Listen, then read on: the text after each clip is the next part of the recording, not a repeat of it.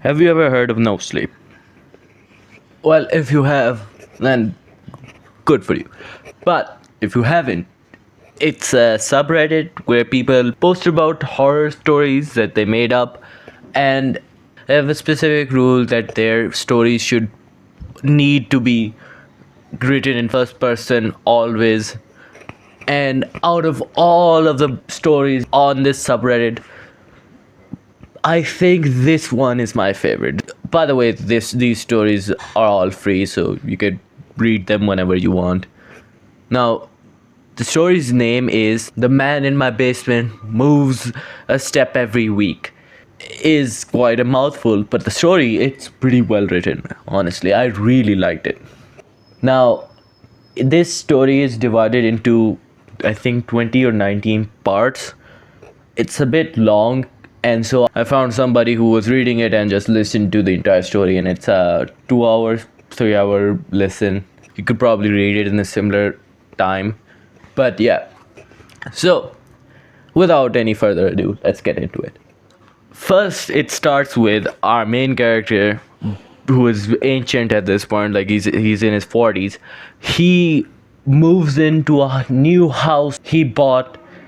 This is set in the pandemic, so I can't believe that happening. I guess spoilers ahead, but yeah, our main character finds a note, like basically as soon as he gets in his house, and the note specifies a bunch of rules that state that there's gonna be a creepy guy in the very corner of the basement of your house, and he's gonna move every week, and you ain't gonna destroy that thing, you ain't gonna react, you ain't gonna let other people see that thing.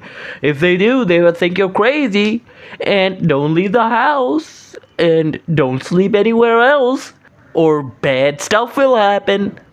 And reasonably, our main character thinks, yeah, this is bullshit, and just kind of ignores it. And we get a recurring character here, Howdy. He has difficulty remembering stuff that happened to him, remembering words, and this is a recurring theme. And another recurring theme throughout the series is there's a specific smell associated with this man in the basement. It's the smell of gasoline mixed with burning hair. Very specific. But yeah, the weird neighbor says, yeah, this note, it's from a weirdo down the street. He's gone mad, insane, cuckoo crazy. You ain't listening to him, are ya? He insane. Don't you even think about it. And the guy's like, yeah, I'm about what I thought. Yeah, man, that makes sense. Another thing throughout the story is very interesting is all these characters sound fairly reasonable.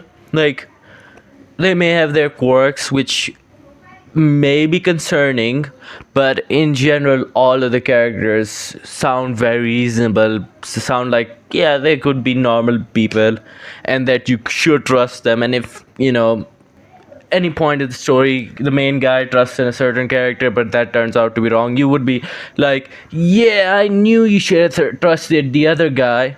It's pretty well written, and that's what I'm saying.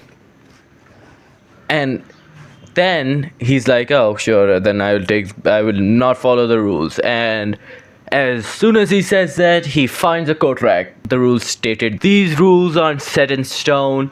The man will appear as an inanimate object, an inconspicuous object. If you ain't the owner of the house, which at this point is a mystery. The note also said, don't overreact. And a coat rack appears. Man takes the coat rack, snaps it in half. Man obliterates that coat rack, puts it in the trash, and then is called by the guy who actually gave him the note, Mitch. And the guy's like, I ain't shitting you, I ain't bullshitting, okay? Listen to me if you wanna live. And he's like, sure. And then as soon as he ends the call, a knock at the door, and we got our Mitch. And he's perfectly reasonable. You would expect an insane man hiding in his basement to be insane, but no, he's pretty normal. And he takes the guy with him and says, "My dad, he dead. You gotta listen to me. My dad, he faced this beast, and he knew about it. He researched it, that all of that. Now I believed my guy, but he's still dead." And as soon as he says he's dead, his dad shows up, like tries to speak to him, and Mitch is like, "Nah, you ain't my dad." And afterwards, we're told that that guy ain't his dad, even though he said he's his dad. It's weird. That happens. Okay, it's a horror story. Confusion is part of the game. And so, as you would do, our main character goes to meet Mitch's dad, Paul, supposed dead man, and this dead man gives him a speech of how to survive against a bear, and then afterwards he talks a bit about the creature. After, yapping with it, our main character goes back to his house and finds this god-forsaken knocking sound. He hears a thing, and as soon as he hears the thing, he says, "Oh golly, I wish I had a partner." Because the rules stated that if you have somebody willingly living with you, that beast ain't moving squat. And so as soon as he thinks about it, Howdy spawns at the door. And he's like, "Yeah, I want to live with you." And our main character doesn't even ask a question. He's like, "Get it." And boom, we're in. And now this guy, he sleeps like a, I guess, elephant that has been pumped up with God knows how much drugs. And this guy, as soon as he goes to the couch and just powers off. And as soon as this thing goes, oh yeah, I forgot that our main character had a tumble before this happened, and he snapped his shin, and he saw the coat rack being moved by pig-colored hands. That his words, not mine. And honestly, my original thought was like this coat rack was just sliding, but nah, he's being puppeteered by piggy hands. Back to where we were. The guy goes up and starts hearing a noise that is tuning itself. The sound is calling to him, but this sound is tuning to a specific voice, like how you do with the radio if you have ever seen one of them. The specific voice it's tuning into is our main character's dad, who dead. And it's yapping about how his main character's got a friend, he dead, and I should help you, and that kind of shit. And then it talks about our main character's friend, only friend he ever had in his 40-year life. Yeah, that's how serious it is. He talks about that guy getting murked, and the guy who murked him is wailing and screaming, "No!" Wait a minute, I think I'm out of order. And then at that moment, the guy realizes, wait a minute, I didn't say to Paul that whatever thing was hiding, lurking in my basement was a coat rack, because Paul just said, "Leave the coat rack as it is." Our main character never yapped to Paul that he had a coat rack in his basement. And as soon as he goes into a basement, he finds a maze.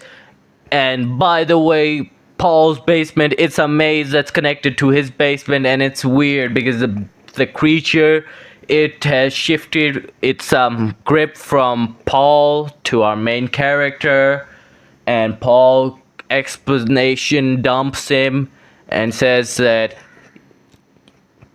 this thing is your mind beast. It's your depression, all your problems wrapped into one bastard that's after your ass.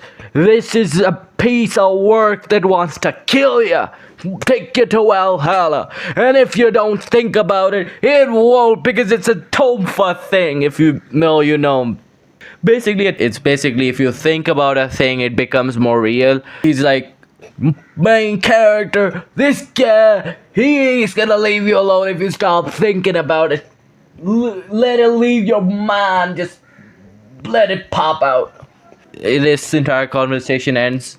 And so after this conversation, Mitch calls our main character, and our main character's like, "Yeah, I talked to your dad." And Mitch is like, pop, it cuts the call. Like, he's like, if you ain't gonna listen to me, then so be it. I don't give a shit about you. And then the shit really hits the fan, and then our main character goes to visit, Mitch, because he thinks his friend who died decades ago is mingled with this godforsaken beast of a demonoid, and he tells him, yeah, this happened, and I talked to your dad, and Mitch is like, well, don't, because if you learn too much about this beast, he's gonna enter your brain and scramble it. And at this point, our main character was starting to have visions. He was genuinely going insane. It's written from the perspective of our main character, and because it's written in that perspective, it's hard to tell if it's going crazy or this is actually happening. But I personally believed, and honestly, it's hard for me to think that it's not all real, considering Paul, the guy we met, and everyone we know up till now is saying, yeah, it's real, it has happened. So it's kind of hard to believe. But yeah, the main character goes to see Mitch, and we get a jump scare where Mitch's jaw rips open and a fetus demon comes out of it, because of course he does. And our main character, he runs like hell out of there. And don't know how, but he ends up at Paul's place. Magic teleportation. Don't worry about it. And in Paul's place, he finds a guy strapped, basically life support, and he is cooked. The guy is burnt to high hell, and our guy has many questions, because at this point he had a crash.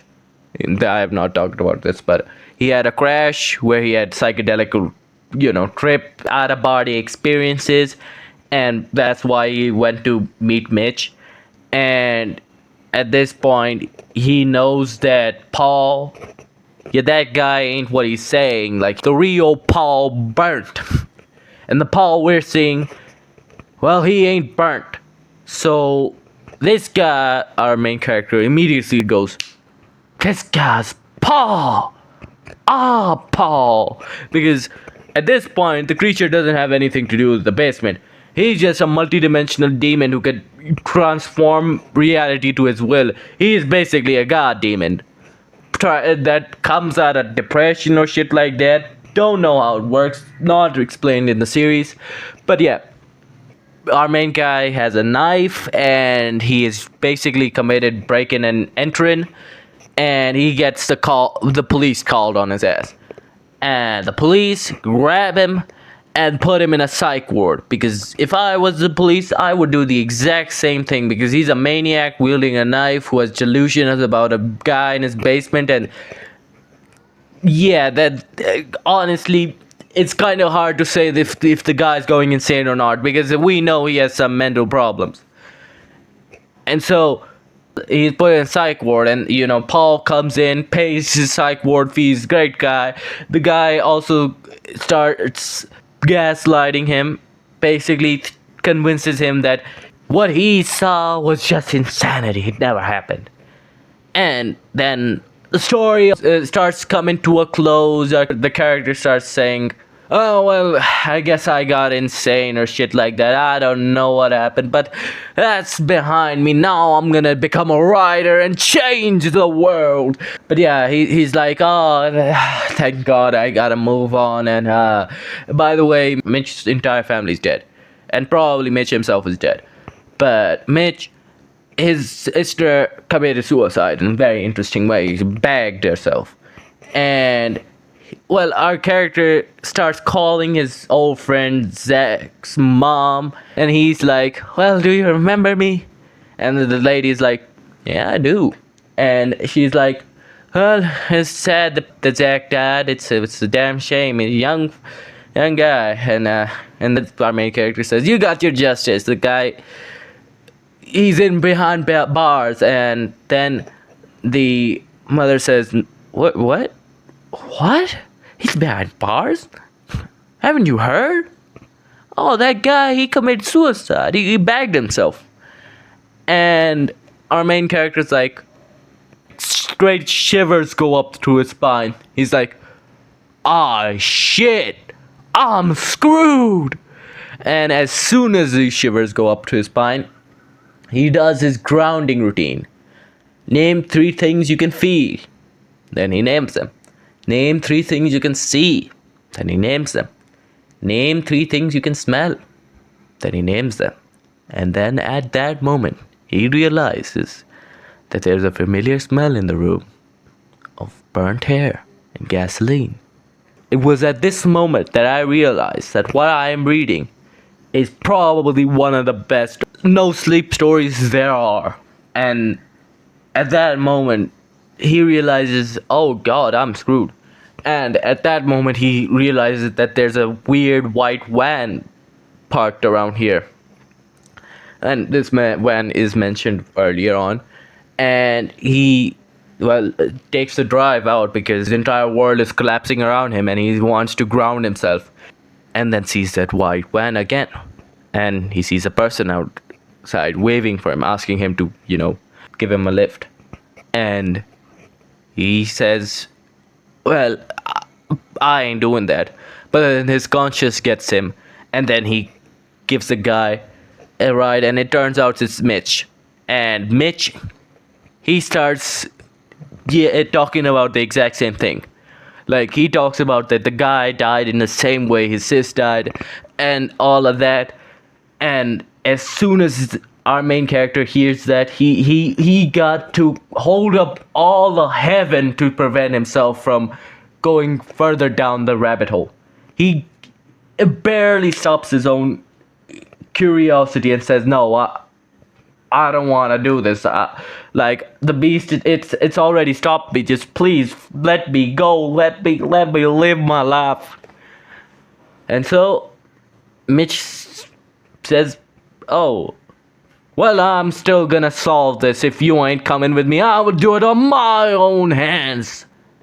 And then, leaves. And as he's leaving, a few characteristic properties of this creature is that it can pop into people's, brains and, pilot them. And when that happens, the being just looks befuddled. And another thing is, the creatures that it inhabits have pin straight posture. And so we see Mitch with the same posture and realize that he's screwed. And another thing is, the main character, he was screwed the second he snapped that coat rack. He was screwed the second that happened. And so that's where I have to end it. And there are a few other scenes, and there are many scenes between, what I've jumped around.